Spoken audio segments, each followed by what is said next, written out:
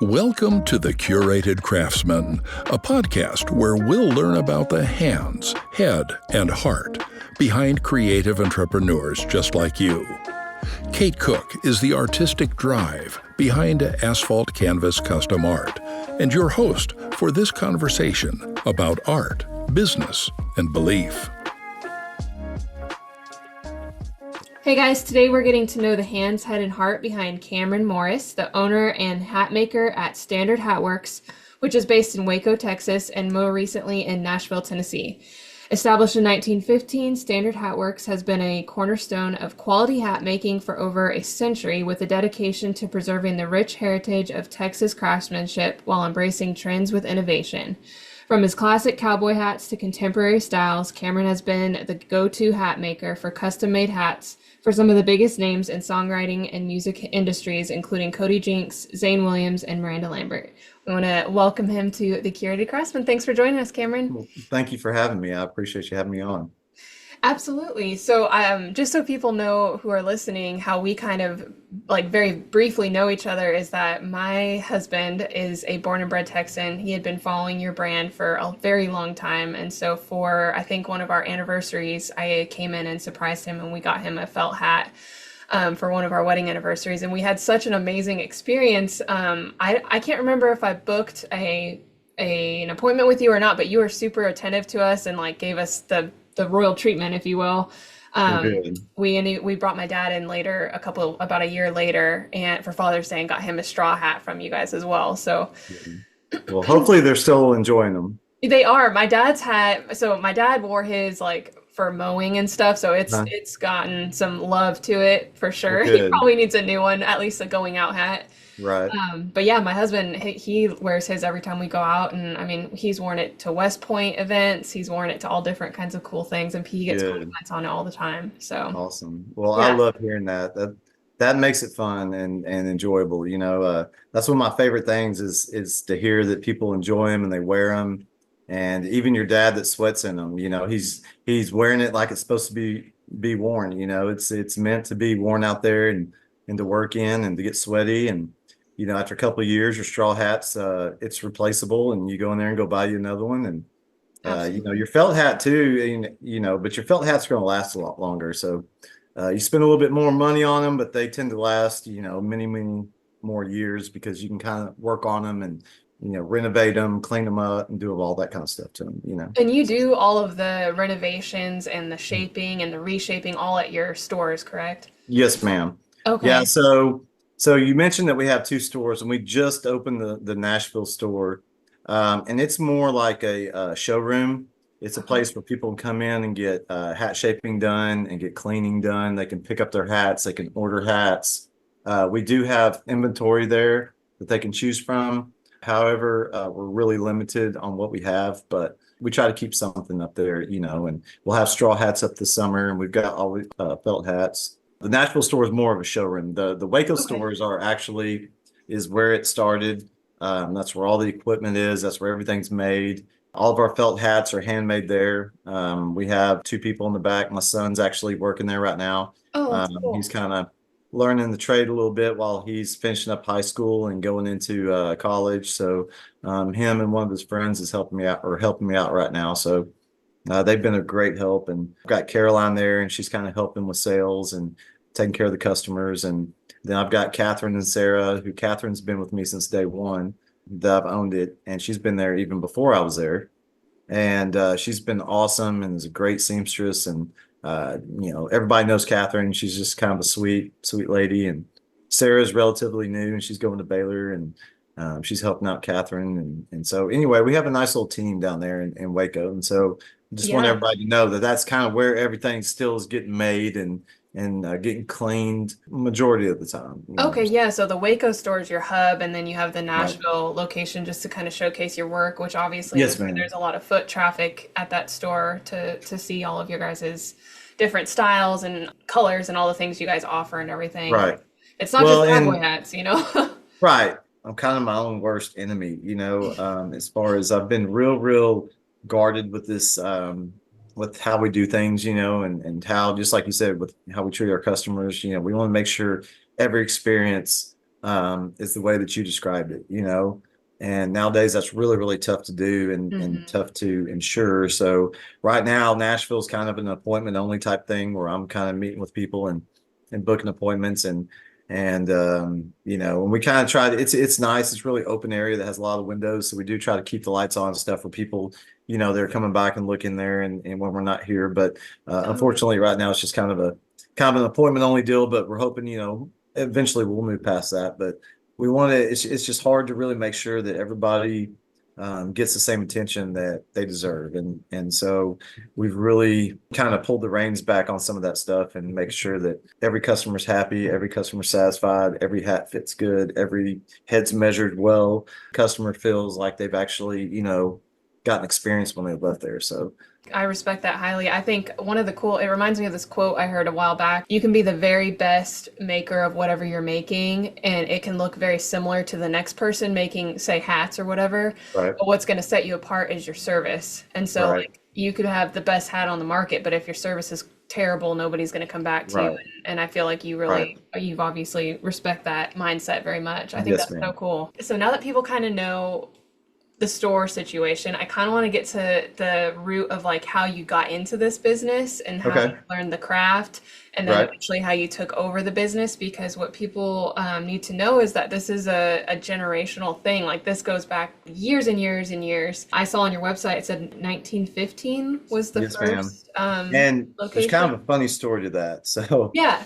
so I took over in 2013, Okay. and I don't know if you want me to get into the story of how that happened or anything, but Yes, please. you Yes, know, definitely. let me tell this short little story before I forget about the Oh, we night. got time. We've got time. Okay. So when I bought it, it had a logo, and it's been in Waco for 100 years, and 1909 is plastered everywhere, and that's kind of just what we all, assumed. And, we even included it in some merch and some of our stuff. And so about a year ago, an older lady approached me and she's a historian. Well, she had come across this article that said it was from like the 1920s. And it said that Standard Hat Works, had started in 1915. Okay. So she called me and we started talking, and long story short, she did this whole big book on us. I mean, it's crazy. It's all this research from every article she could find. I mean, it's insane. But she did a great job. Obviously we really appreciate her doing that. But Of course. come to find out, the original owner came to the United States in 1909, and he started selling hats in New York in 1909.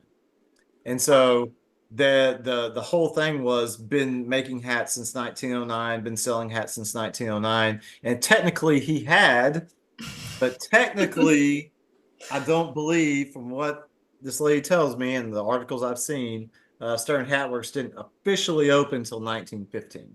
That's kind of a little backstory on that, and I really don't know how to handle that transition, so we've kind of just put that off to the wayside. But it's been in business over 100 years. On that little story, which you guys have on your website, I think that's the one that, or at least an excerpt of that book you're talking about on your Right. website. It talks about some guy named William Gross from Gross. Hungary. And so Right. Right. technically, it didn't even start in Texas, technically. Right. That's Right. And that's what amazing. I'm saying. Well, here's the stories. He came to Waco to work for another hat company. And then that hat company either went bankrupt or didn't end up happening. I don't know the whole story, but Of course, it yeah. didn't end up coming to fruition. So Okay. he had already come to Waco. He knew how to make hats because he had made hats, learned how to make hats back in Hungary. And anyway, he decided, I guess, to open up a hat store. So that's when he started Standard Hat Works, is because Wow. the company he had come to Waco to work for ended up failing and not opening. So Okay. And wow. And so he was the one that came up with y'all's name then, the Standard yes, ma'am. Networks. Yes, Oh, ma'am. wow. So Yeah. that's even historic. I didn't realize that. Yeah. Yeah. And it's been around. Like I said, we have old pictures, and I think we tried to put some of that stuff on the website, but there's some old pictures that we've got, old articles from newspapers, and it shows the old building and it has old cars, like, from the 30s. I think Yeah. a couple pictures from the 50s. So yeah, it's been around for a long time, and it's really had a great name for a long time. We've got to do some great, some hats for some great people over the years. So Yeah. so he really did start off a great legacy, and we're just trying to keep it going. I mean, you're you're pretty young to take over such an amazing legacy, like you said. I think that's Thank you. so cool. Thank you. Was he making cowboy hats primarily, do you know, or was he doing more like the fedora style hats? I think it was probably more fedoras just because of the Okay. time. I'm sure he did all kinds of hats. Okay. Okay. In one of those articles, I think it said they were cleaning like 20,000 hats a year or something like that. Oh my I God. mean, it was insane. Like, and they had a big factory in there and all the equipment and all that kind of stuff. Well, yeah, And because I guess people wore, men wore hats every day, 24/7 back then. Yeah, every it day. wasn't really a trend. It was more of like a thing that was happening. Necessity. Well, I mean, because Wow. you got to think everybody was outside all the time, Yes, and that's they, amazing. tried to protect their face, and they didn't really have sunglasses, and it was more of a means of protection, and it had style. So, so Yeah. they were constantly they were cleaning hats probably like people clean boots now, if not more, Mm-hmm. Yeah, So and I yeah, feel like the turnover back then for everything was less. So like they're gonna care for whatever they have more than just like, absolutely. oh, this is dirty, I'm gonna get a new one type of a Right, thing. Yeah. right, right. Which comes into the whole craftsmanship concept of what you do. It's like if it's not well made, it's not going to be able to be cleaned or shaped constantly over Right. and over again. So, what were you doing before this opportunity came up? Were you into hats? Were you shaping them? How did this opportunity present itself? No, I kind of did the whole go to college, get out of college, do that thing.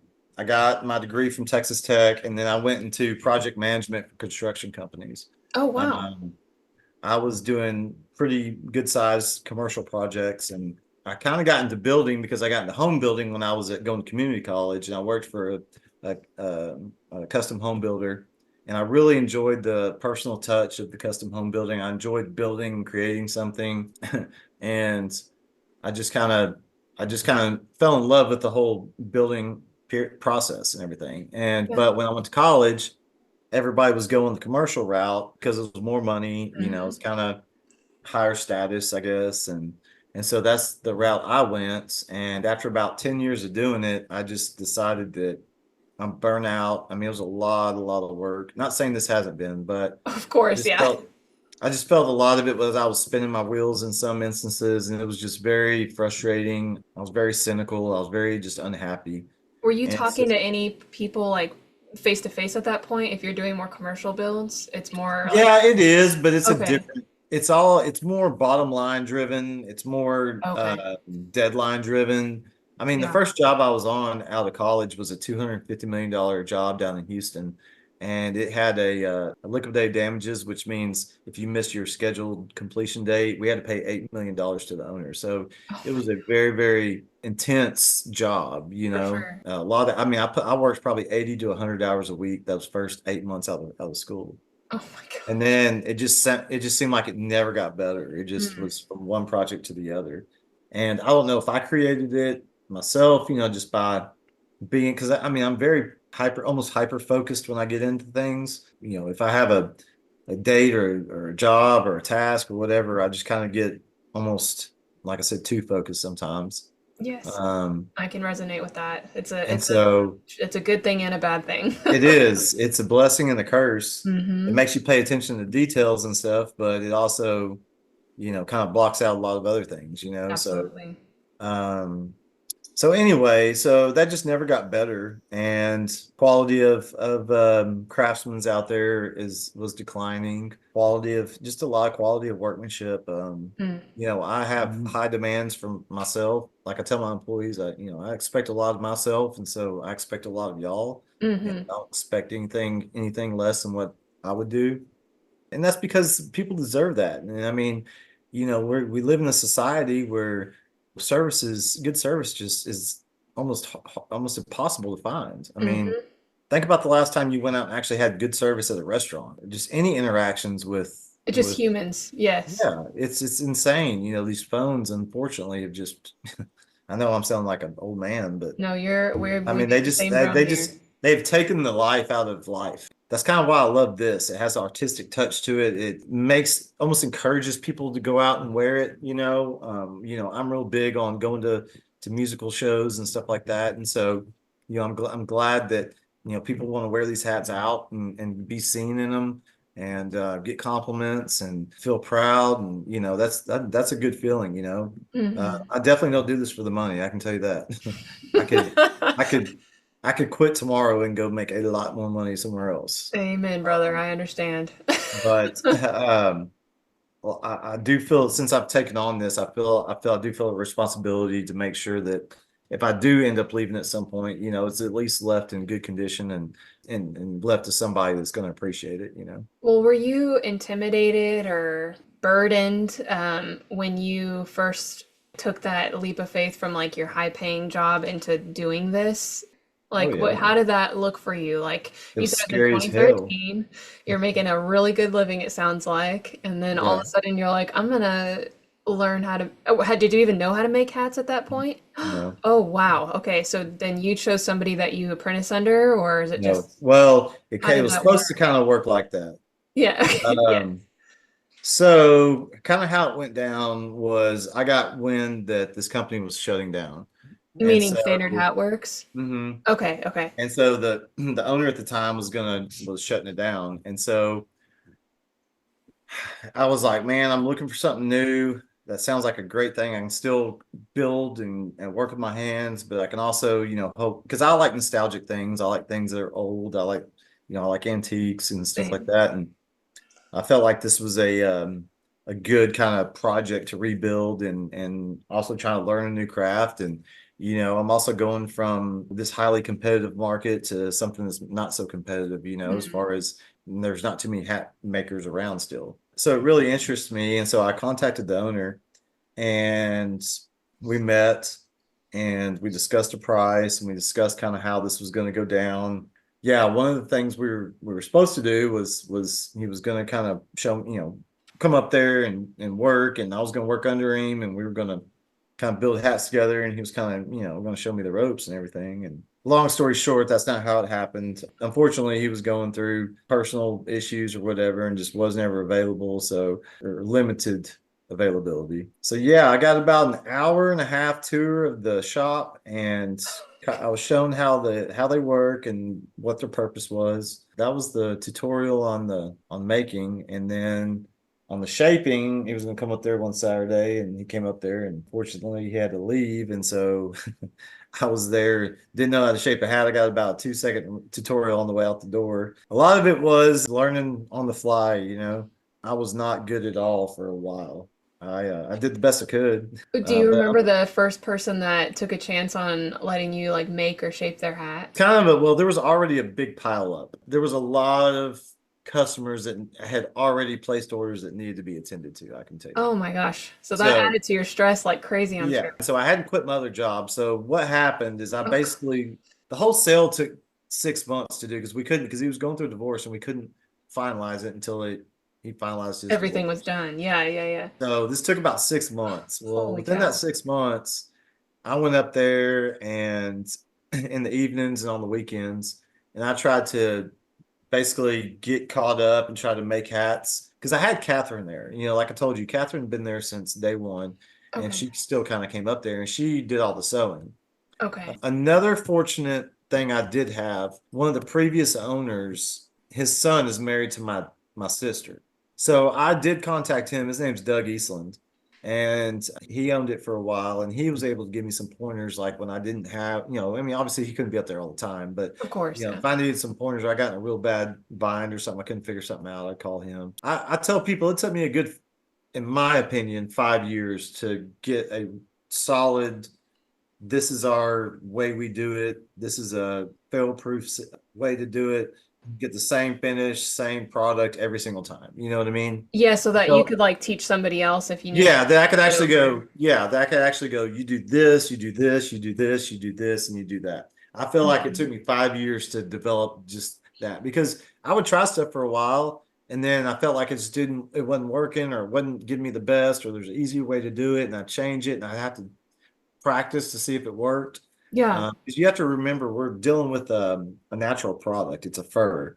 And so Hmm. a lot of the stuff we're doing, we're sanding and we're taking out fur, because we're trying to give it the smoothest finish we can give it. And so as we're Wow. doing that, we're taking color out of it. And so to keep it consistent, not too splotchy, and kind of all that same color, it can be challenging. Would you mind explaining, and you might think this is boring, but I think it would be interesting to hear. Would you Yeah. mind explaining start to finish on like a base level how you would make a custom hat, like a felt hat? Yeah, so we start off, we go into the blocking process, which is where we set the block, which is creates the size of the hat and the profile of the hat. And so we stick that in there and we have a blocking machine that put it in, grips down on it. And it's about a almost 200-year-old machine. It's pretty old. Everything starts off on that. We put it on the blocking machine, set the block, and then we plate it and flatten it out. And then we iron it really, really well. We iron the crown, iron the brim. Then we go through the sanding process where we're sanding it down. We sand the crown, sand the brim. Wow. And that when when we're ironing it, it's doing a lot of things, but the main thing it's doing is creating a density in the hat, and it's ironing it down, shrinking it down to that block. So hopefully it won't shrink down later.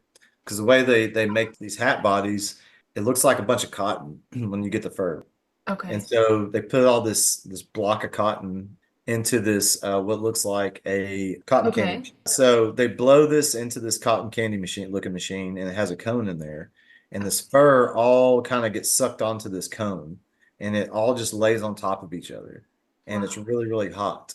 And as it's cooling down, all these little microscopic barbs are tightening up and like interlocking, creating like this matted fur. And that's what felting is. Felting is creating this material out of fur by using pressure and heat, matted substance. You know Wow. what I mean? That's so cool. Yeah, I didn't know So that. and so yeah, they felt it down and it shrinks down. And so it starts off in this big, big cone, and then it shrinks down to this little bitty cone, Oh, that's wow. making it. So it's pretty cool. So anyway, so heat really shrinks that. So we're trying to take all that shrink out of it. And so that's why we iron Yeah, it. it's like when you buy a pair of jeans, it says like Exactly. pre-shrunk. Okay, okay. Exactly. So when you throw it in the dryer, it doesn't shrink up 2 sizes. Yes, That's exactly. exactly what we're doing. Okay. That's And amazing. so we get through with that, and then we sand it. And when we sand it, we're trying, like I said, get the smoothest possible finish we can get. And then we cut the brim to the size that the customer wants. And then after that, we call what we call cooking or sandbagging. We put it under what we call a sandbag machine, and it's this big cradle of sand basically in Okay. this cloth, and we just let it kind of sit down on top of the hat with the hat's upside down. It kind of flattens it onto this piece of wood, and it kind of gets that brim real nice and flat, and also kind of locks in the sides. It's kind of hard to explain, but we do that, and then we take it over to Catherine's area, and she sews in the sweatbands and the hat liners and the hat bands. And Okay. then once it's done like that, it's open and flat, Mm-hmm. and then we Mm-hmm. call the customer and they come pick it up, and then we'll shape it while they're there. Okay, and I've seen the shaping process you post a lot on your social media Right. channels because it's cool. It's like with the steam Right. machine and everything, so Right. that's all done. And then they can kind of choose how they want it, like curved or Exactly. We do a lot of things in the final shaping too. We also make sure yeah. it fits right. If there's any Okay. adjustments in the fit we need to do, we try to do that then, because we try to get them as close to fitting as possible. But heads are all different shapes and sizes and all that kind Hmm. of stuff. Some people use what they call a conformator. That kind of creates a pattern on your head. And we have one of those. But it's really, really old and it got broken, so I don't get to use it as much as I'd like to. But we found a different way. We feel like it's a really good way of doing it, Yeah, well, and I was gonna it's ask you, pretty like, good. if one of these machines breaks down, like, do you have someone that can come and help you fix it, or is it, We're fortunate that there's one guy in Dallas dang, that can work on at least two of our machines, but the rest of them we have to usually get a machinist to rebuild the part oh, or okay. something like that. But yeah, it's not cheap. And another thing is we only have one of everything. So, when one thing goes down, Yeah, sitting there, your whole process is messed up. and we've had that happen like at Christmas, and Oh my that's really bad. I mean, goodness. yeah, but yeah, so yeah, that's unfortunate. So you kind of have to be a mechanic and figure things out sometimes, because sometimes the guy in Dallas is not available and he can't Yeah, come down. So sometimes you got to figure it out if you want to keep going, or man, talk just about a have to million wait. hats. That's amazing. Yeah, You so gotta wear all different hats. I mean, no pun intended. yeah, exactly. Right. Yeah. Right. On a given week, how many hats are you making from scratch like that? We try to get out about 2 dozen hats a week. Oh, geez, that's way more than I was expecting you Yeah. to say. Well, it Wow. depends. If I have help in the back, Okay. we'll get about 2 dozen done. That's If I awesome. don't, when I was doing it myself, I would try to get at least 1 dozen done. That's But that awesome. was, back then I was working Monday, Tuesday, Wednesday on production, and then Thursday, Friday, Saturday I would have customers come in. So we were only really open 3 days a week to the customers. Gotcha. Well, that's what I So was going to ask you. Like, I always like asking this question to creative entrepreneurs because, most people think like we're just in our workspaces, like making stuff all the time and just right, it's a joyous state. Like, right. how often do you still get to be a part of that hat shaping process often, or are you giving that work to your sons or Well, whoever's working with you now that well, you right now Bryce and Carter are making everything. As far as they're doing the production. I still yeah, shape every hat that we yeah. get out. Oh, that's cool. Okay, Yeah, cool. I still touch it all. I'll still look at. I'll look at all of them. Yeah, They're just kind of really helping me be able to come to Nashville. yeah, Me be able to shape more hats because we have straw hats that we have in too. That we do a yeah. line of straw hats, and so every one of those has to be shaped. So every hat that leaves our shop has to be hand shaped, and I'm the only one that does it. That's So right awesome. now, like I said, and they're fixing to go off to school and stuff like that. Yeah, So I kind of grew up from the old school. I learned from a bunch of old carpenters, when I was in construction, and yeah. I was always taught you kind of had to work your way up, and you had Hmm. to pay your dues for a while. And unfortunately, there's not a lot of people that want to pay their dues anymore. And so you got to get in there and learn the hard stuff and do all the not fun stuff first, and then you get to do the fun stuff later. You know. Oh, for sure. Being in the construction world and then now in this really like artistic craftsmanship type Mhm. world, do you have a definition of what craftsmanship is to yourself? How you spot craftsmanship? I think something needs to be all details looked over. Honestly, I really don't buy any new furniture if I can help it. Same, I same, mean, my same. wife sometimes will make me buy some new stuff, but I mean, if I can buy antiques, I buy antiques. I mean, Yeah. I hate the new furniture. I think a lot of new houses are not well built. Well, actually, I know they're not well Yeah, built. exactly. Yeah. Um, and that's one of my things too, and that's why I do my own construction on our shop. Like the one in Waco, I did all the construction, and the one up here in Oh, Nashville, wow. I pretty much did all the construction myself too. So, and again, it's a blessing and a curse that I can do it, but it Yeah. takes away from other things, and it's hard for me to hire other people. There's certain, obviously certain trades I have to hire, but Absolutely. Do you hope to pass this down to your sons if they want to have the oh business yeah, or? if they want to do it, I don't think right now it's in his. I don't think it's something he really wants to do forever right now. I think he likes it because he can come up there and make hats, and it's pretty cool. It's inside. He's not That's true. pulling weeds because he used to be the lawn guy, and yeah, Yeah, I think that's he's glad different. that he's not doing that every day. But yeah, no, he'll probably go into something else. And even if this is something they wanted to do, I would really almost want them to go do something else first, just Mm, to yeah. make sure that this is what you want to do, unless they just had some insane passion for it. I just want them to do it because they want to do it, not because they think I want them to do it, or they Yeah. just think that they're obligated to do it because it's a family business. Yeah, I think that's really interesting. It reminds me of like It's a Wonderful Life, or I don't know if you've seen that movie, which I Oh know you yeah. are, Oh but yeah. yeah, yeah, it reminds me of that where, he wanted to go off and do his own thing and his dad was like had that push and pull of like, oh, I really want him to stay, but I also want him to go and Right. experience life before he decides this is what he wants to do. And now I'm not saying Absolutely. that your business is the Bailey Bank and Loan or whatever it's called. I think yours is a little bit cooler than that, that's Well, for thank sure. you. Thank you. But that's cool. I think that's a really noble way to raise your kid like that. I think that gives Thanks. him an opportunity to figure out what he wants to do. Right. But then he Right. has this awesome skill that probably like no one in his life will ever have. Yeah, and I think so too. I think it's a really cool job, and I mean, it is. I mean, I think a lot of things working with your hands is very rewarding. Mm, Being able to, like you said, see that almost instant gratification. When you yeah. get through making something and or doing a good job on something, or that's why I like the custom homes is because, um, those people, we were creating their vision of what they wanted, and Mm, these people are gonna be spending every day in this house, and so I was very fortunate to work for a very, very good, one of the few out there, but very, very good builders. I mean, his customer service was, I mean, hands down the best there was. And, even if it wasn't his fault, he'd fix it. Of course, I was the fixer. So I was the one out there doing everything, at the Yes, end. that's cool. It sounds like it really built a good, like, solid foundation for you to build your own business on. And Yes, ma'am. I was just talking to somebody about that, about how, like, all of our different skills kind of all combine when you become an entrepreneur. All the previous jobs you've had, you can pull from those and build off of Absolutely. that. It's so cool Absolutely. how you can Yeah. look in retrospect. Because when you're sitting at the office job, you're like, why the heck am I here? You know? Right. But then like 10 years down the line, you're doing your books and your business. And for me anyway, I was like, oh, I know how to like organize these invoices because I was doing this at this other job. So Absolutely. that's, Yeah, and I'm sure as an entrepreneur, whether you like it or not, you're going to do all those jobs. oh, You're yes. going to be the janitor, you're going to be the lawn guy, you're going to be the accountant, you're going to be the marketer. Yes. Part of it. But that's good though. It makes you appreciate everything. Yeah. Yeah. What everybody has to do to make it happen. Do you still feel that joy that for me when I'm painting, like there's certain periods of time in the painting that like I can actually still get lost in it, even though for the most Mhm. part I am a Mhm. business owner. That's like Right. 98% of my job every week. But do you still get that moment, those moments where you're like, oh, this is amazing?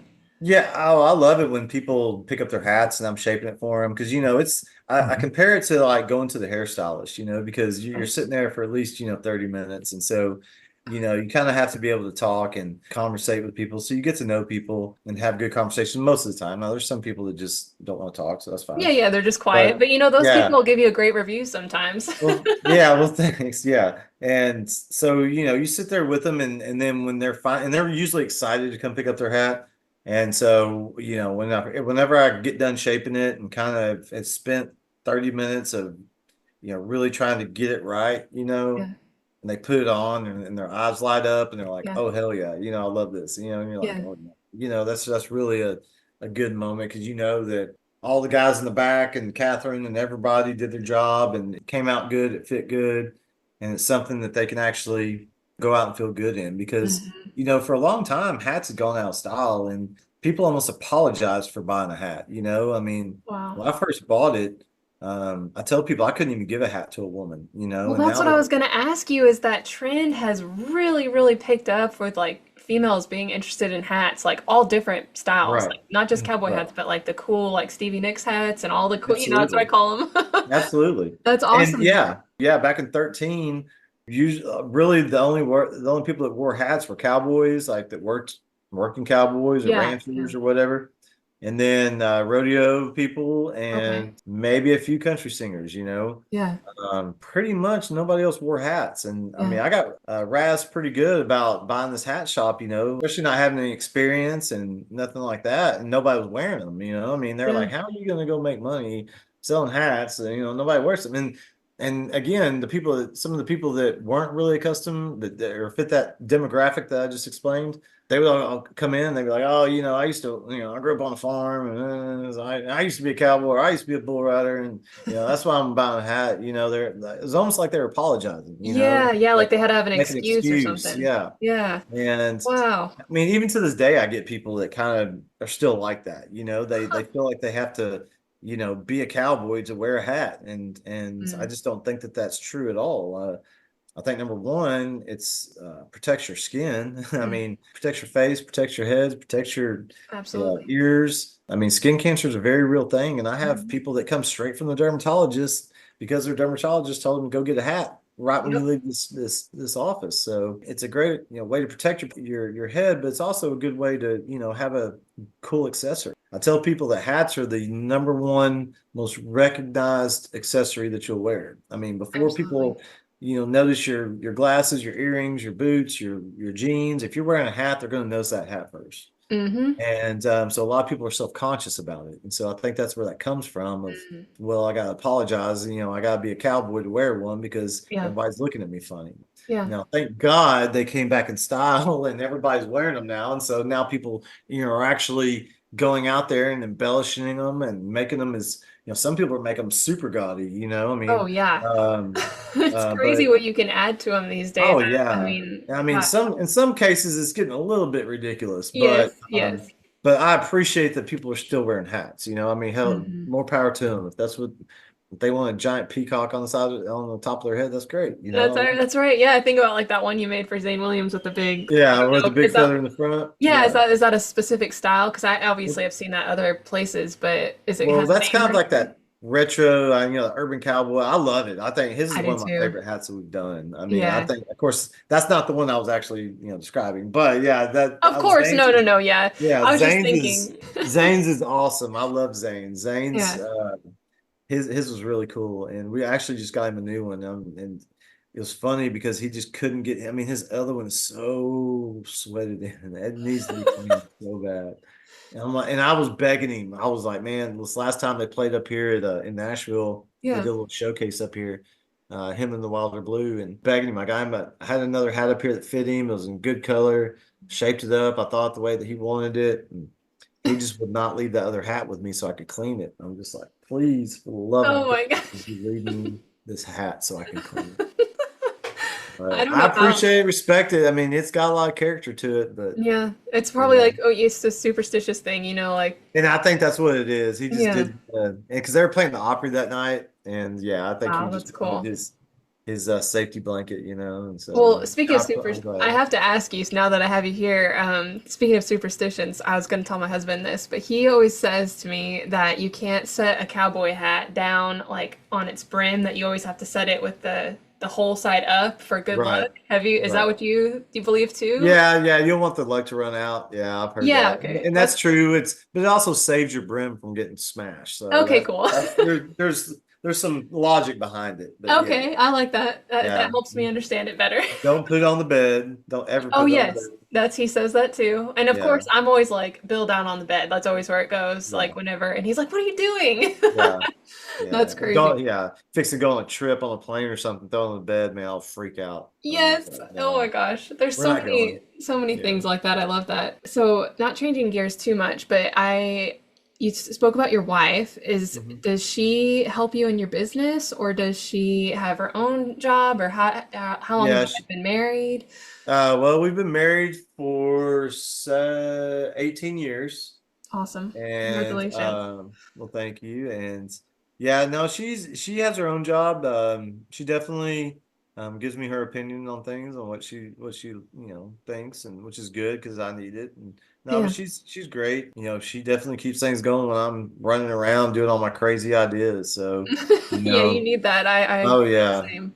Oh I feel the yeah, and same. she's but yeah, she does real well. She works in kind of the franchising world. Stays pretty busy doing that. She actually Yeah, travels a lot too, so we're a lot of times we're kind of passing each other. But she's a great girl and love her to death. And that's I awesome. definitely couldn't do it without her support. So That's awesome. I've definitely noticed that trend in everyone I've spoke to on this podcast and past that is just that there's always that kind of a support system behind the scenes that they right, don't often get talked about, but they're super thankful to have. yeah. Nicole's really good, and like I said, she puts up with all my crazy ideas and all my crazy uh, things that I come up with, and tries Yeah. to sometimes reel me back in a little bit. So, Yeah, which, yeah. like I said, you got to do that sometimes. I But get yeah, that. she's good. Couldn't do it without her. So. That's awesome. Well, has there been like a project that you can think of? And maybe it's the Nashville store, but has there been something that you feel has really tested your abilities like to the max, like whether it's opening in the new store or opening the current Waco store, or like a certain hat that was really challenging? I think opening both of them. I think the first one, I mean, they have their own challenges, but I think Hmm. probably the stress level is about the same. Yeah. Opening anything new is stressful.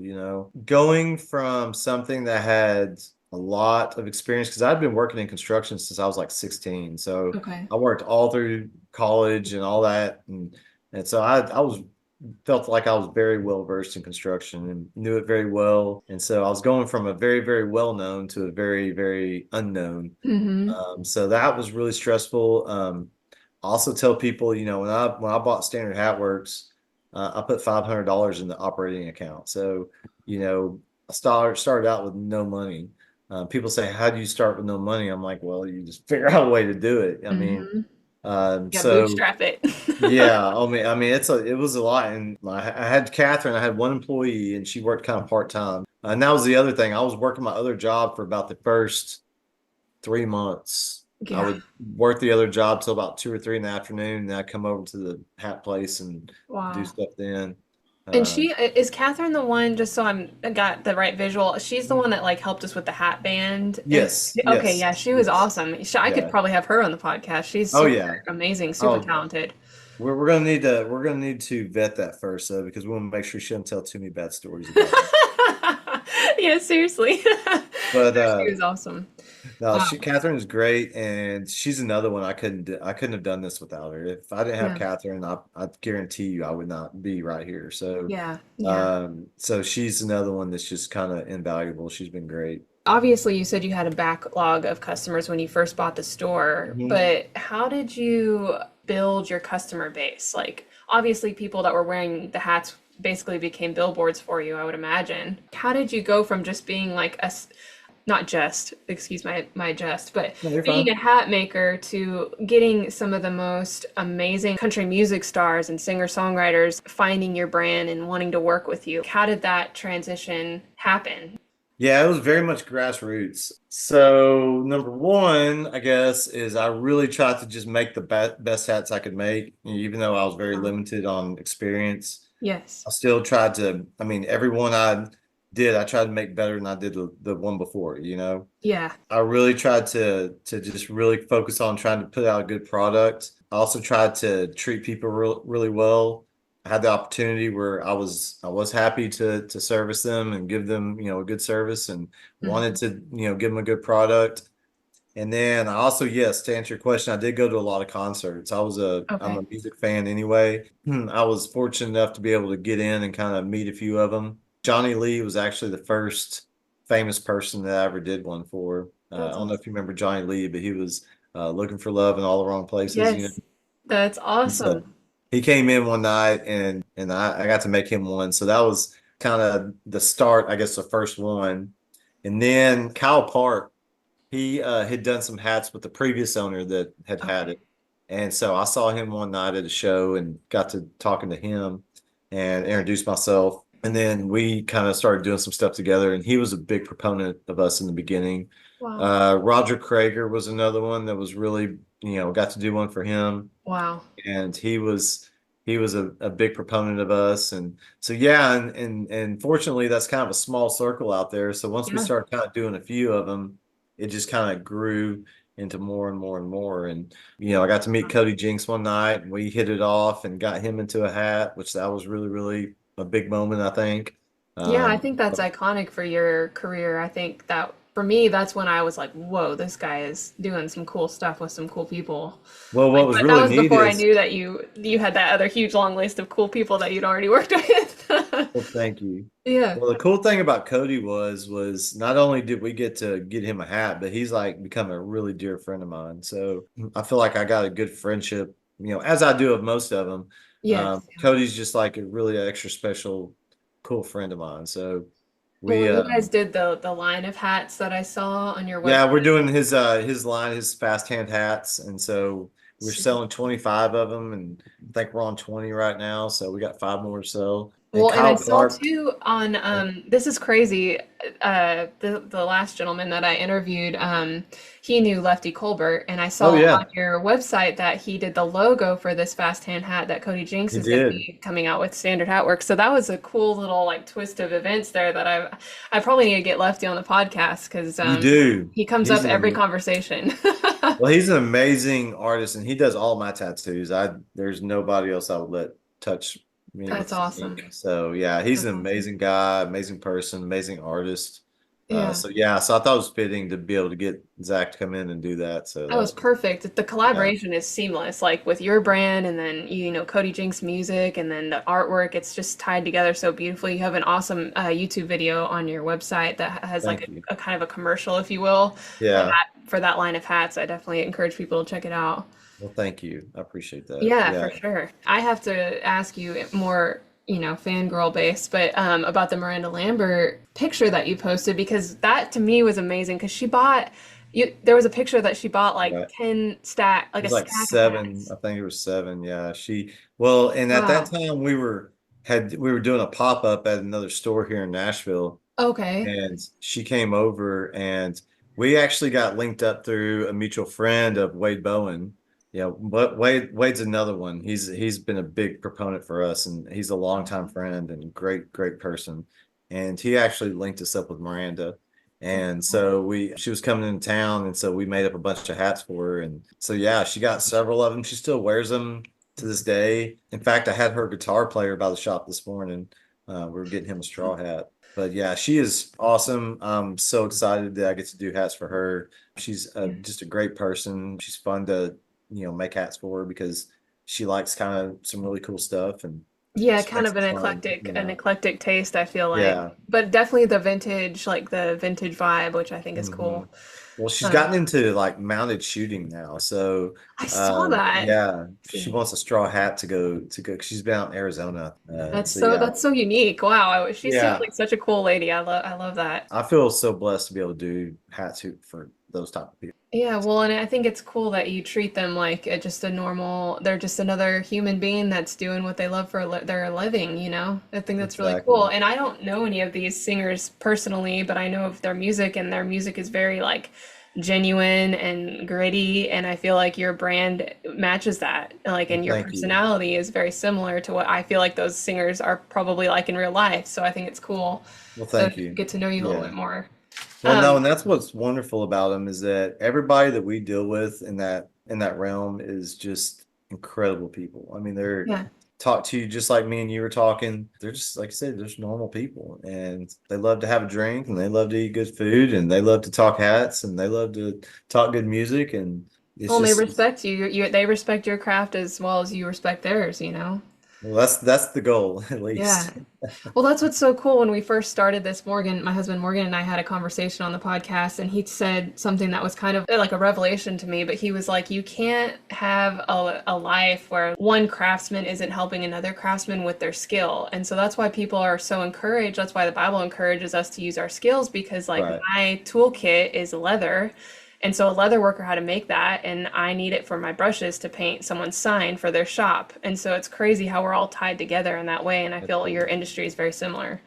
Well, thank you. And even to your point, if everybody would take that mentality and we could really help each other if everybody would take that mentality of buying from artisans and buying from local people and buying from, small businesses and mom and pop businesses and because it's not there's so many craftsmen out there and you don't just have to necessarily create like a tangible product, but I mean, Yes. there's all kinds of people out there that if we would appreciate the artisanship of things, Hmm. then we could really help our economy. Not Yeah. everything has to come from China. That's why I can't go shop at IKEA. And think of the appliances. I mean, I compare it to appliances. Mm. My grandma, I think she had the same refrigerator the whole 20 years I knew her. You know what I mean? And probably 20 years before that. Yes. And now we can't get a refrigerator to last more than 3 or 4 years. It's a shame. Everything's so disposable and everything's so got to get a new one every 3 or 4 years. And no, we need stuff that lasts. And that's why we love these hats is because these are heirlooms. These are stuff people are gonna pass down to their grandkids and Yes. their kids. And I can't tell you how many times, we have people bring in their grandpa's hat and want us to resize it so they can wear it. I remember my granddaddy wore this hat, every day, and now I want to wear it, or I want to give it to my son, or whatever. Wow. And they're very special. I mean, I've had people come in and say they're about to be buried in them. Wow, I So did not even think about that aspect of the heirloom aspect of it, because that's yeah, so true. I even have my son's room. We have one of our friends' hats who's passed away, and he wears it, just for fun now. But eventually he'll wear it for real. It's a black right. belt hat. But yeah, wow, that's an amazing sentiment to your craft. Wow. We had one lady come in. She had some lace off of her mom's veil when her mom got married. Okay. And of course, mom's passed or whatever. And so we incorporated it and put it on her hat band. And I think she cried a little bit when she got it. And Oh my gosh. and then this last one, we had two brothers that had these scarves from I think it was their grandpa or something from a dad maybe in World War II. And there's these cool like U.S. Army scarves and stuff like that. And Oh so my we God. kind of cut them and formed them into a liner. We put silk liners inside the hats, formed it into liners where it sits into the hat. And so now it's like on the inside of the hat. It looks really cool. Wow. That's what I'm saying. Like you can really get creative and really personalize them and do them to where they're really well done instead of just kind of more gaudy. I Yes. like the classiness of stuff. And Yes. that's why I really, really harp on the quality of what we do. We can Mm. burn a hat all day and put whatever, 5 pounds of stuff on it, whatever. But if the hat's not at the end of the day, if it's a hat's not a well built, sound hat, I don't want it to be one of ours because once you strip all that off, I still want it to be a really well made hat that you can be proud of and Wow. because you may not want that forever. So, and that's the good thing That's about felt hats. You can always change them. You can so true. remold them, reshape them most of the time. So, Wow, that is so cool. I didn't realize how much you could really customize them until you said those stories, and now I'm like thinking of all different kinds of ways that I could yeah. see us using another hat. Oh, yeah. I mean, That's people amazing. bring all kinds of stuff. You're talking a lot about like service and quality and treating people with respect. How does your faith in God play? How do you think your faith has played a role in the success of this business in particular, or just you personally as an entrepreneur? I think it's 100% the reason why I'm where I'm at. I mean, yeah, I'm not going to say I sit here and talk to God like I should all the time, as far as, being a very consistent prayer, but I do pray. I Yeah. am a believer. I was baptized when I was 12 and brought up in the Christian household. But that's one of the reasons why I left my other job is I was trying to figure out my purpose in life. Mm, Why am I here? I mean, I'm not here to sit here and argue with these guys and these architects and these subcontractors every day. I'm not happy. Nobody around me is happy because I'm not happy. mhm, Why am I here? And I believe, and I'm a very, very strong believer in God puts everybody on this earth for a purpose. Now, mhm. whether or not you find it is up to you, but I believe we're here to make a difference and do good for the world. And so I was trying to find my purpose. What am I here or why am I here and what do I have to offer? So that was kind of the start of that, the hat shop, just kind of like you were talking about how it's funny how all your previous experiences kind of culminate into what you are today, and so I have that, the experiences from being a carpenter and the experiences from having an engineering background and experience from working for on a schedule and being responsible for people to get a big task done. And so, all that kind of culminated into what I'm doing. And so, like I said, I did it, not having any experience, but I felt it, I felt like this is what I'm supposed to do. You know what I mean? Not saying that God really had told me this is what I'm supposed to do, but I just felt like this is what I'm supposed to do. Yeah, Felt yeah. like this is a great opportunity. I felt like I just felt good about it. And I had everybody and their dog told me that even my people that were close to me told me that I was crazy for doing this. But I had passed on an opportunity earlier in life that had I taken it, it would have been a tremendous success. And I passed on it because I didn't believe in myself. Wow. And I, I had people talk me out of it. Had people tell me it couldn't happen, it wouldn't happen. And then a few years later, exactly what I was trying to do happened and did to a tremendous success. So ever since then, I said, if I ever have another opportunity in front of me that I feel very passionate about, I feel very strong about, I'm not going to let it go again. I did pray to God, is this what I'm supposed to do? And everything kept, leading to this. It wasn't easy. I mean, it's not like he No. paved a yellow brick road for me. I can tell you that. God, no. I wish It it was like was, that sometimes. oh, I wish it was, but I also try to look at it. I also try to have a perspective because I do, like I tell my kids, it's your perspective on things. Mm, So when I'd have a bad thing happen for me, I would try to look at it as, okay, what am I supposed to learn from this? Okay, mhm. why? Obviously, I don't want to do that again, but what's the lesson out of it? So I was always trying to find the silver lining out of it. Yes. And I think that God kind of talks to us through some things like that. Yeah, I agree. Like And so, experiences. yeah, I just think you have to be kind of aware and you have to, and again, not saying that I'm sitting there constantly asking God, is this what I'm supposed to do? Is this what I'm supposed to do? Of But, course, yeah. when you get in those times of despair, I mean, you really do. is this what I'm supposed to be? I mean, is it supposed to be this hard? Yes.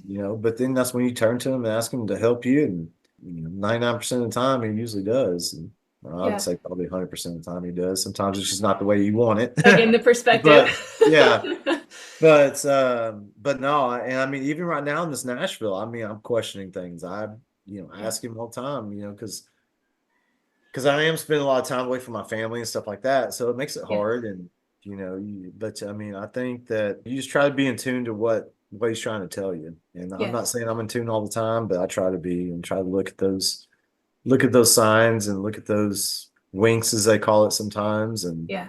just try to let him know that, hey, if this isn't what I'm supposed to do, let me know, and we'll Yes. if it Yeah. is, please help. Yeah, exactly. You know? Oh man, I resonate with that so deeply. And I think it's interesting you pointed out that you have confidence in this same little portion of the conversation, is like pretty much your confidence comes through knowing that he's got your back no matter what Right. type of a scenario, whether we want to believe it or not at some point. But I think that's really cool, that the confidence, because a lot of what you do is in the spotlight. You say you're shaping the hat, and somebody's watching you, and you're always around people. So I would Right. imagine it's hard to find that quiet time, because when you have that quiet time, you want to be with your family. And I don't know if it's like this for you, but for me, it's like it's got to be a little bit quiet for me to really like process my thoughts. Like, what does your downtime look like? Do you have a lot of downtime? Well, my wife gives me a hard time a lot of times because I don't fly, because I Oh, really you don't like don't? it. Well, I no, I let me rephrase that. I do fly. I don't prefer to fly. Absolutely. Okay. Um, I will fly, and I have done it, but I prefer to drive. Anywhere I go, I Same. usually like to drive. Yeah, we're the same way. And including an 11 to 12 hour drive from Waco Yep. to Nashville. So usually that's where I get it. And it amazes her that I can go 12 hours with zero thing on my radio. Like, I'm talking complete silence. Yes. And I do. I That's legit amazing. will leave Waco and not turn anything on for 12 hours. Wow. And that's when I do it. I sit there and I think and I reflect and I try to, ask them if this is, what am I supposed to do in this situation? Because it's not just the job; it's also trying to, my family needs me, and Mm-hmm. I'm not always there, and Yep.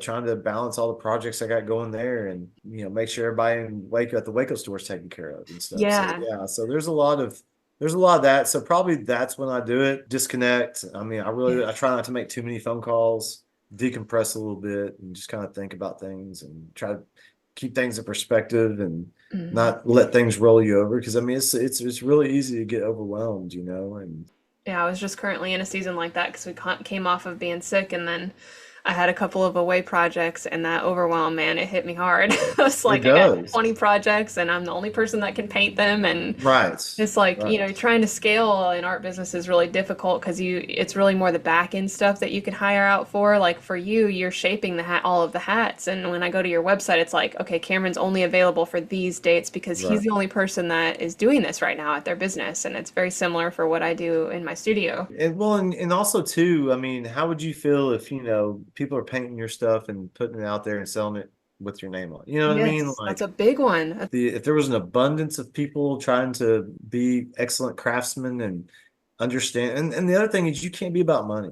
And Mm, that's what that's kind of the downside about it. When you do something like what you're doing or what I'm doing, at least I know for me, it was never about the money. mm-mm. It was always about trying to put out a good product, Yes, an honest product for a person that's going to appreciate it, and yes, hoping I can pay my bills. yes. And that's Um, where the God thing comes in for me. yes, yeah. And that's what I'm saying. Like, I always have to remind myself, Jesus was a carpenter, he wasn't making banker's wages and stuff. Man, Um, that's such a great uh, perspective shift. That is so true. Gosh.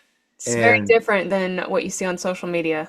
oh yeah, well, that's what I'm saying. Like, Yes. I think there's a passage in the Bible that says, it's easier to thread a camel through a needle than it is for a rich man to get into heaven. And Yes. I try to keep that in mind when we're doing this stuff. That Hmm. it can't be about the money, because the money just taints it. The money's a necessary evil so we can do what we need to do, but Hmm. you have to love what you're doing. You know what I mean? Yes. And hopefully the money will follow. So. Yeah, because that's what's going to get you out of those real slow, tough times is, you're not making any money in the beginning, especially. And it's like, okay, why am I doing this? And the reason should be because God told me and I'm passionate about it, Right. Like it should be Right. those two things that keep you motivated, not so much the money, although money's obviously a great tool. Well, and like I said, it's a Yeah. necessary evil. It's what we Yes. have to have in order to get the things that we need or what we want, and it's hard when you got kids too, because Mm. and you could actually go out and go probably do better, but I hear you on that. Like I had, some money mindset situation happening in my head before we had kids, but then now that we have a kid, it's like that really tries to float to the number one goal in my head all the time. And I'm like, that's yeah, not the goal. That's not the goal. right. But I No, it totally is. get it. You want to provide the best for your family. Absolutely. And we do well. And like I said, God's always taking care of us. And I try to remind my family that, Yes. we've never been without a roof. We've never been Yes. without food in our bellies. We've never not had clothes on our backs. We're all healthy. Let's be appreciative of those things. And, once we're gratitude for that, then, maybe, he'll help us pay the electric bill this month, Absolutely. And So that's so true. And it's inevitable that I'll be like, oh, man, just for a quick story on my end, like just a couple weeks ago or about a week ago now, I had, like I said, a backlog of projects and multiple commissions like coming in that people were like, hey, do you have availability like within the next few weeks? And I hate telling people no, but I was having to tell them no. Well, I ended up telling two people yes that I should have not I should have not said yes to because I was just at that point so overburdened with work. And I was yeah, praying to God and I was like saying like, "Oh, I'm so sorry, I wasn't listening to you and I took these jobs." Well, then the next morning I woke up and both jobs canceled for extenuating circumstances until the fall. And I was like, "Whoa, that's crazy." that It is. was kind of like you said, a God wink that if I just Yeah. trust him a little bit more, he'll take care of me. Yeah, it's tough. And as a small business owner, you don't want to tell people no because No. you want the money. You know what I mean? Yes. Like, you're trying to build a clientele and you're trying to Hmm. build a reputation. And, I remember the first Christmas I had it. I think I probably in a whole week, I maybe got 6 hours of sleep.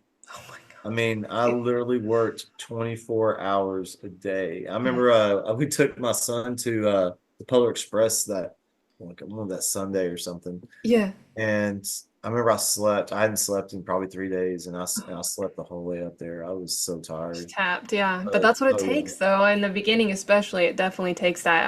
I hate to tell people that it's not Yeah. like an overnight success situation. It is. Young people think, oh, I'm gonna own my own business and I'm just gonna have money coming in, and I'm gonna work from 9 to 5, and Yeah. it's like I'm gonna go get this and that. I'm like, no, if you don't work less than 100 hours a week the first year, I don't know what you're doing. Yes. Yes. Like I just maybe you're just one of the lucky ones if you can. That'd be I know great. there's some people out there, but not, it's not these two people here. Yeah, I was gonna say it ain't me. I'll tell you that. But That's no, it's rewarding though. Like I said, it's been a long journey, but I yeah. feel like we're on a good path, and we've got some good people behind us, and um, we've like I said, we've been very fortunate to have some great people support us, and Where do you, obviously you said in the beginning with the Nashville store that you foresee that becoming like an actual working facility as well, where you're making hats there, but do you have any other goals like in the future for Standard Hat Works coming up? no, not right now. Yeah. I just want to make the best hats that can be on the market. I want it to be I want people to be proud to wear our hats. You know what I mean? I want it to be, I don't know how to do it and still kind of keep it, small, but yeah, I want it to be a big deal to wear a standard hat works hat. And so, I'm hoping That's between cool. these two locations, this is probably going to be it for a while because it's just such a lot to take on. But Oh, for sure. um, I'm hoping that, people just want to come down, get the experience, get a good hat, feel like their money's being well spent, and leave with what they feel like is an excellent product. Hmm. Hmm. So That's awesome. And kind of like wrapping this up, I always ask like what your biggest piece of advice for somebody wanting to start a creative business is in the very beginning stages. Do you have any like tips or piece of advice that somebody gave you that you want to pass on? I just think that number one, I think you should start when you're young. If you can do it before you have a family, I think that's a huge Mm. thing. Yes. Just because you're only worried about feeding yourself, and that's a heck of a Yes. lot cheaper than it is to feed a wife and kids. Yes, the risk is a lot smaller. Yes, the risk is so much smaller. Yeah. So I say have confidence in yourself. I think that's probably the hardest thing to do is to Mm. have confidence in yourself that you can go out there and make this happen. Yeah. Because so many people want you to fail. You know what I Mhm. mean? There's so many people that want you to fail. Yes. Because they don't believe in themselves and they don't want to, Yeah, they don't, why would they want you to succeed? So there exactly. are a lot of people like that. So I think have confidence in yourself that you can do it. If you Yeah, decide you're going to do it, you feel good in your heart that you can do it, you have faith, I say do it. It that's doesn't awesome. matter if you're 21 or 31. But Yeah. I think you ought to do it when you're young. I think you should have confidence in yourself. Is Um, there a way that you, in particular for yourself, help build confidence? Is it just a matter of like repetition or how do you? I think if you can find somebody that's in your corner, Mm, whether it's your parents or your uncle or your girlfriend or boyfriend or whatever, find somebody that really is kind of your cheerleader, because I think if you believe it and they believe it and they can help you continue to even because like I said, we're going to go through yes. hard times and you're going to doubt yourself. I mean, I've Oh, doubted so myself much. a million times. Same. But if you can have somebody that can convince yourself not to doubt yourself, I think Yes. that's a big thing. So, Yeah. like I said, I had that one experience of, I had an idea and didn't pull the trigger because I didn't believe in myself, and then it happened, and it just Yeah. would have made a lot of money. But so I guess when you have that gut feeling, go with your gut. Yeah. You know what I mean? If you have a Yeah. gut feeling about something like, hey, I feel like I can make this work. But then that's the other thing is you have to be committed to make it work too, Hmm. because nobody says it's going to be easy, and it's not. Yeah, and it Uh, could be the best idea, but if you're not willing to commit that time to it, it doesn't right. really matter. It Yeah. doesn't matter. So I've changed careers pretty late in life, Yeah. considering, but be prepared to work hard. You're going to work hard and keep overhead low. But yeah, oh man, that's a great tip. Well, Yeah. okay, two things. I saw on your website you have something called the one night standard. Uh-huh. Can you talk a little bit about that? And then would you Sure. let people know where they can find your shops and find you on social media, of course, Sure. and then we'll close this up. Sure. Yeah. So one night standards, we started right after COVID because there was really nothing going on. We wanted to create an experience for some people.